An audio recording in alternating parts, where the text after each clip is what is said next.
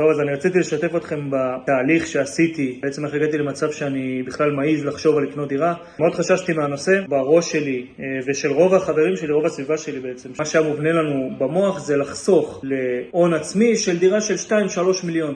עכשיו, רוב האנשים לעשות את זה לבד מאפס בלי עזרה, זה משהו שהוא לא ריאלי. אני מדבר על בני זוג. יכול לקחת בין 5 ל-10 שנים. עד שאנחנו נצליח לעשות את זה, הדירה שרצינו ב2 מיליון כבר שווה 2.5 מיליון במקרה הטוב. בר וכן חשפו אותי נושא של דירה להשקעה.